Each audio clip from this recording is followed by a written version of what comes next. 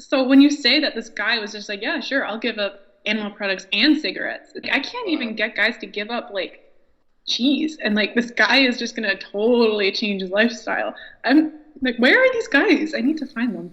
Well, he said he would give it up, but he didn't. That's my point, though. In this case, the guy's.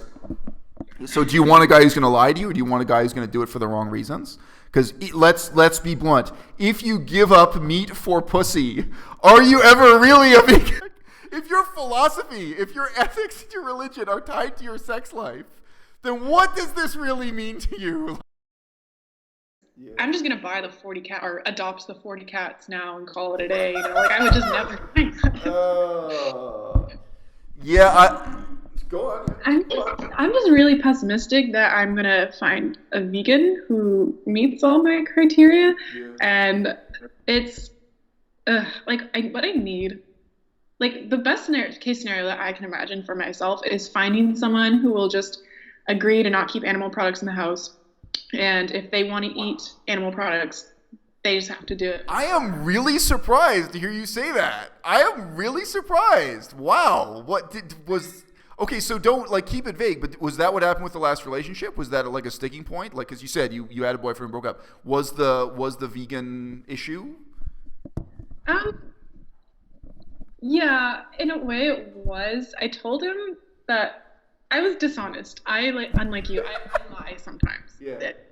You said it's not that big a deal. Is that what was that the lie? Let me guess. I said, oh, it won't be a big deal long term. Like you can keep animal products in the house. Because my thinking was like, oh, well, he'll convert by then, right? Yeah. By the time we move in together, like I'll have got him. So Yeah. if it did push come to shove and we were ready to move in together, and he's like ready to bring in his animal products into the house, then that would be a source of like contention that I would have to deal with. But no, I think the main issue with him was it was honestly I thought it was a stupid excuse, but he's moving in a year from now to Montreal, which I don't think is that far. But like I've done distance before. So his attitude is it's not going to last anyway. That's the implicit thing, is it? That he's moving to, is it? No, because Canada is like that. Yeah. I know. Like I was actually thinking that like if we lived in England, this would just not be an issue. But yeah, he was just like, I'm gonna get hurt if I keep doing this. And so we ended things because he had no faith in our relationship, I suppose. Yeah. But look, you have to ask yourself also, because I mean, I talk to a lot of women, not all of them women who are trying to sleep with me. So some are more honest than others. But I mean, like if you're with a man and he only became vegan for you because of you, is that ever really going to be okay? You know, so I'll tell you a real short story. There was a woman and she did have a boyfriend. She had just moved in with her boyfriend when she started talking to me on the internet. And she openly said to me at the start, she was like, shit, like I wish you had started talking to me like 2 weeks ago because I just like committed to this guy. And now I'm not saying like, you know, it's cool. Like, thank you for your honesty. But so she was a vegan single mom, which again, for me is even more interesting because I have a daughter and I'm divorced. So having a woman who's like experienced with it, like that's a positive from my perspective. She's a vegan single mom. She had just committed to a new guy. And like she and her new guy, they both use social media a lot, like Twitter and Snapchat, I don't even fucking know. Just they're not famous, but just in there for their own lives. And she kept catching her boyfriend cheating on her with hamburgers and like pizza and cigarettes. Because for her, when he got into the relationship, she said like, okay, we can commit, we can do this, but only if you both quit smoking and become vegan. And he said yes.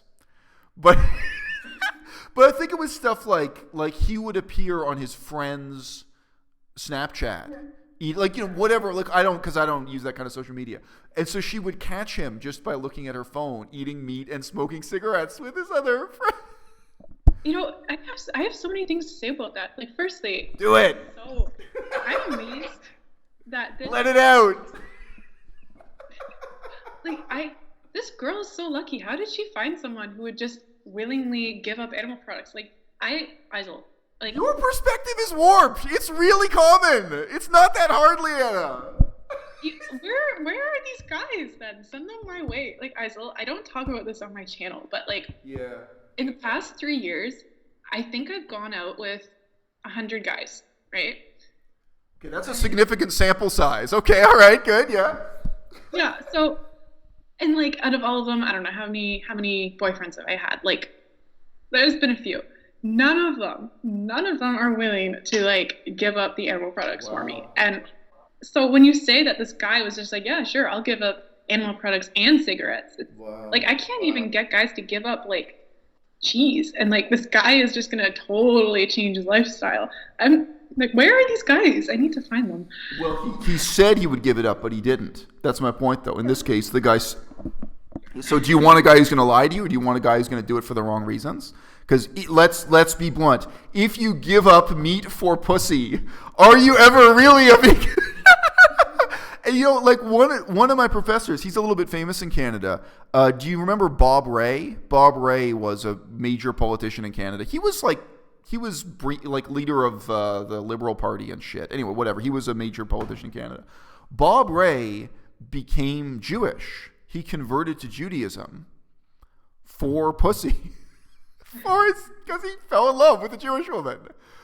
Yeah. So what the fuck is the meaning of your religion? Like, how can you take it seriously? I don't mind. Like, I'm not a religious Jew at all. And Bob Rae, so he was a Christian guy who only became Jewish for, you know, for love, whatever you want to say.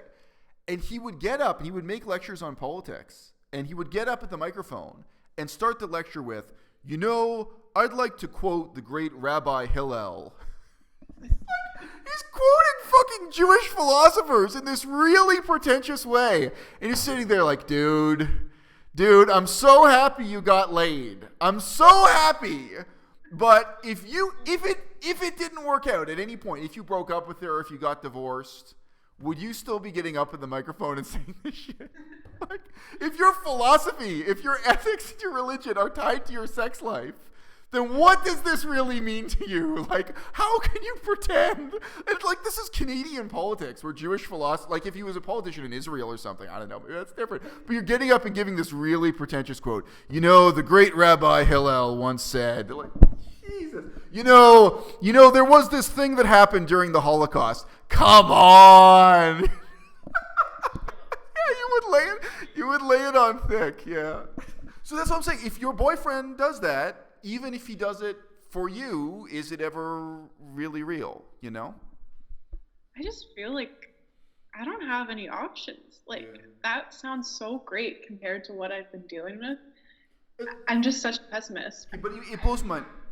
Maybe you're way more of a dominant personality on YouTube than you are in real life. Because I'm really surprised that the men in your life would not like. To be honest with you, I'm surprised that even if a guy was just your friend or girls, like even if there's no sex involved, I would think that the people in your life would kind of just respond to your dominance or your influence by getting on board or getting out. But maybe in real life you're way more shy or submissive. You know, I'd say it's funny you should say that. I would say I'm certainly not shy in real life, like the opposite. But I'm a doormat. It's a problem. I need to be more assertive, and I recognize that. But so that's what comes out. So the other side comes out on YouTube, I guess. So I understand the pattern, right? Yeah, like I'm such a natural, like I guess diplomat. Like I just like to keep the peace. I don't like to rock the boat. Like that's my natural state. I do try, like there's times when I realize I need to speak up, but it's usually when it's very pressing. Like I will do it once it becomes very pressing, but otherwise, no. And I wish I was a bit more assertive, but I'm working on that. So that's for me, I'm at the opposite extreme. I have only one friend who's really heavily into BDSM. I'm not into BDSM, but I've known other people. I've had other people in my life who are into BDSM, and they all say, "Oh, you're a natural dom, like you're dominating everyone around you and shit." It's like, you know, so like no, but it is really true. Like for me, I almost have the opposite problem because I'm very confident, and this is just like factually true. Like if there's a woman in my life who smokes cigarettes, I don't even have to tell her to quit. If she's in love with me or spending time with me, she quits smoking. Like she stops smoking. And like, you know, other like even alcohol, because like I don't even really preach against alcohol. I just don't drink. I'm not. You've seen my videos on that stuff. You know my attitude. But like I don't regard alcohol as immoral in the same sense that meat is immoral. Like you're not hurting someone other than yourself by drinking alcohol. But I can't imagine being in a situation where I'm with a woman who even just continues drinking alcohol around me because I'm the very, very dominant influence on the people in my life, which includes heterosexual men who are not in love with me. Like, I tend to just be this really, really big influence in people's lives if I care about them and they care about me. But I think that creates a different problem because then it's like, well, am I even really hearing the woman's voice? Like, what if she really wants to do with her life is eat meat and smoke cigarettes and live, you know what I mean? Like, what if this isn't who she really is? What if she's putting on a fake character just to please me? And she may not even be aware of that, right? Because you try to please, if you love someone, you try to please them, you try to make them happy, and you maybe lose track of who you really are or why you're doing it, Yeah, certainly. But you don't have that problem. People fall in love with you and they don't give a fuck about your feelings, apparently. That's actually not that far off. I have really bad luck. My thing is, I find that I have the type of personality, like you're laughing, but it's true. It's like I said before, when I met that other guy, the guy who slept with 1 million women just by lying to them, I'm learning what your experience is like. It's a totally different experience I know nothing about. All right. I wonder if a large part of our different experiences is the gender. Yeah. I just find in general that, like, I'm very feminine. Like if it's a spectrum, right? Like I'm certainly like way far on the feminine side. And so I tend to like men who are very masculine. And so I suppose a typical masculine trait that comes with being very masculine is being very dominant, right? Yeah. And guys like that, I can say I have a lot of experience. I've gone out with like 100 guys in just a couple of years. Yeah. But I find guys like that, the more masculine they are, like the less they're willing to listen to me. I find that, Yeah. Like they listen, but I don't know, like, and guys like that, they look for passive girls who are more passive and more gentle, I suppose. And so I know that they're looking for that. And I guess subconsciously or otherwise, I do try to fulfill that role because it's like you said, it makes them happy. Yeah, so I've noticed when I'm with guys who are like, slightly more feminine, not quite as masculine, that I do become more like dominant. And even in small things, like when I'm with a guy who's really masculine, I let him decide everything. Like he can decide the restaurant where we sit. Like I'm totally fine to like take on that passive role. But then when he's more feminine, I'm like, yeah, actually, I really don't want to eat there. No, we're not going there. Like I really don't want to sit at that table. I know you want to sit there, but like I really want to sit here. And they put up with it. Whereas the more masculine guys are less willing to put up with it. Yeah. It's very strange. And I don't know. I don't know which I prefer, actually. There's pros and cons to both. So plural marriage. You can have both. You can be like Onision. You can have 2 husbands. Oh, yeah. I'll put it all over social media, too. Well, look, I don't know. I mean, like, again, we're keeping on the real. I don't know if you saw my video I did. I had Jason Pizzino in it and a few other people where I criticized this idea of, like, having a list of what you're looking for. But, like, I really don't have a list. I really meet different women and let them tell me who they are. And I kind of let us figure out our common ground. My catchphrase, but I have to say this all the time, is just like, look, I meet people with an open heart and open mind. I find out who they are and what common ground we've got and what we can build on. But I really mean that. Like, I know it sounds shallow and trite. The reason why I date younger women is that women my own age are already married with kids. They're already taken, But, like, it's really not like I've got a preference here to date younger women. But, yes, all the women I'm both possibly and actually involved with are way younger than me. So you may be in that situation soon too. You're at a university. You could be dating 18-year-old guys soon enough because the good ones, when they get older, are already taken. Oh, please don't say that. Oh, it's possible. It can happen. I don't think I could. I honestly, I have dated younger guys before. Every year counts at that age when it's like 24 versus 19, and that's a big gap. Gap. It's fresh out of high school. No way. Like when I dated a younger guy, it was actually my longest relationship, but it was only a 1-year difference. And I was like 18, 19. So, it's not even an age gap, but I find especially at my age, like the difference between who I was as a person at 20 and 21 was so stark, right? I changed so much. And then from 21 to 22, I changed a lot. Yeah. But I noticed from like 22 to 23, not as much, at 23 to 24, I'm basically more or less the same person. So to even date someone at my age who's 2 or 3 years younger. I just there's so much maturity that happens just within that time frame. So well, that's interesting. So you named the same magic age I named. I get sometimes some questions, not really criticism about that, but I've said, I don't know if you saw those videos where I said I make 23 the cutoff.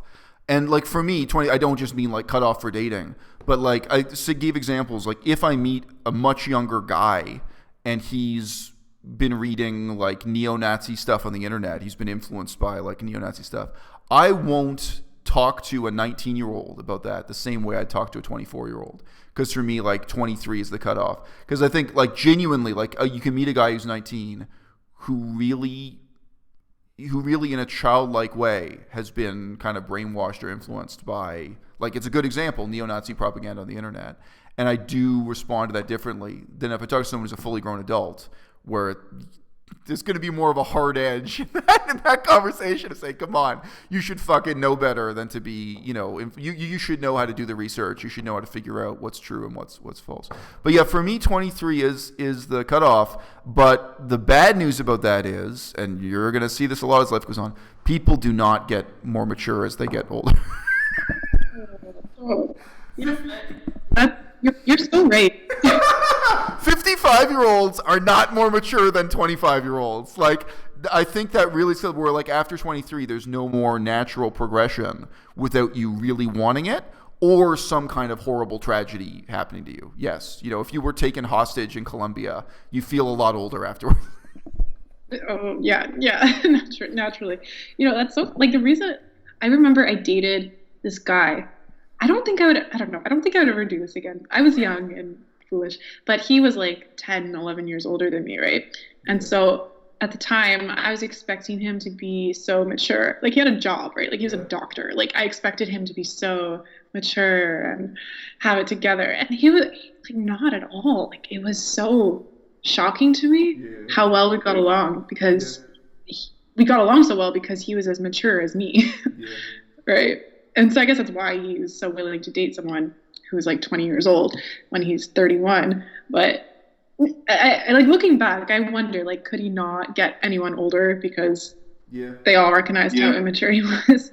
So that's when I learned that. And the older I get, the more I realize that grown-ups, like, I as a child or even a young person, I don't pick up on it. But like, now that I'm older, I pick up, like, even like people who are more mature than me, older than me, like they're still insecure about odd things that you think they would have grown out of. They're still they're still like, they're reasoning, like how easily they take offense, like everything that you would just attribute to like youth doesn't change. Yeah, and that was a very shocking revelation, I have to say, when I first realized that. And it's kind of like learning that. Well, for me, I hang out, when I was at university in Canada, I hang out with both the university students and the professors, and they're going through the same shit. Like, that's really weird. But everything, whether it's like girlfriend, boyfriend issues, or like weight loss issues, because I like sat down and talked to professors about losing weight. Like all the insecurities and the same like immature ways of thinking about politics, and even the same stuff on the internet. The professors and the students are going through the same things, honestly. Yeah, sorry, go on. I'm jumping in, but like that's a really weird perspective, because I was at university at an age where I was hanging out with both students and professors. Wow, well, I have to say, I think just like going off of that, I think the most scandalous thing that ever happened to me was actually, it was a very negative experience. It left a bad taste in my mouth. I had this prof. So I was currently enrolled in his class, right? He's marking my stuff, and he was like really into me, and I didn't feel like I could say anything because he's marking my stuff. And he was like, how old? I was 22. He was exactly 20 years older than me, actually. And it was so odd because, Ouch. Okay. And was he single or was he married, or did you not know? Listen to this. This is like the scandalous bit. So he never mentioned any kind of wife during the class, right? And so I was talking to my friend who'd had this prof before, and she mentioned how he always talks about his wife. And I was like, I didn't realize he was married. And it wasn't until the end of the course, like, that he mentioned, oh, by the way, like, I have a wife. And like for me, I never flat out just like rejected him, right? Because he's marking my stuff. But I never like tried to encourage it either. Man, I should have gotten a better mark in that class considering what I had to put up with. But